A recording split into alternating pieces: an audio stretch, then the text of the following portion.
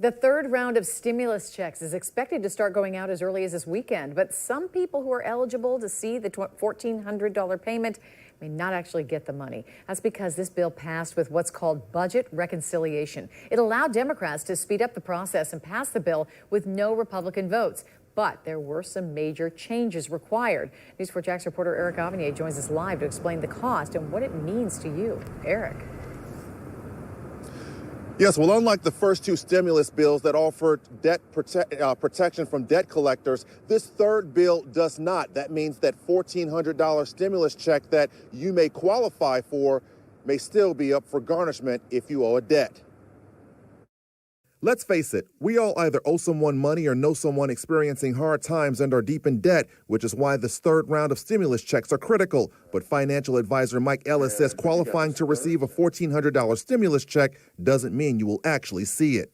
Those private businesses and things that you might owe money to have the ability to garnish that amount when it hits your bank account. To be clear, stimulus check garnishments only apply to people whose debts have gone into collections, and those collections only pertain to private businesses or credit card companies. The last two stimulus checks were protected from garnishments because lawmakers on both sides of the aisle passed stimulus bills without objections, which allowed for a debt protection policy to be in place. But in this third bill, Democrats wanted more relief money, and the only way to pass the bill with only 50 votes and no obstruction was to use what's called budget reconciliation. But it also made it subject to certain things that can't be included, like a policy protection. Around Jacksonville, people who are just learning about this loophole in the stimulus bill are not happy about it. So I don't think that it's a fair way to, for the collections agencies to make money just because someone may have owed a debt. The debt may have been owed due to, loss of a job or a furlough. I think the American people should have the choice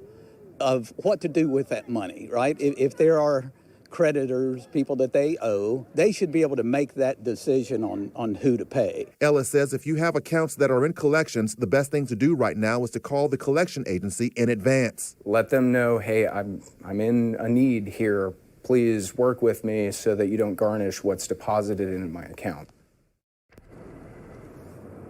Now, to be clear one more time, the stimulus check garnishments do not apply to people, and I repeat, do not apply to people who owe money to the government. Coming up at 11, we get answers for the 3 frequently asked questions about stimulus checks. Reporting live, Eric Avanier, Channel 4, the local station.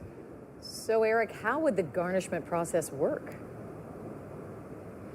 So this is how it would work. Collection agencies would have a list of names of people who are very far behind on debts that they owe. And they would simply just pass that list off or send that list to the courts so that a judge was signed off on that. And once it's signed off, then they basically have access to your money.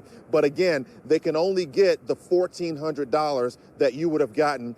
They can't get a penny more. All right, Eric Avanier reporting to us live. Thank you, Eric.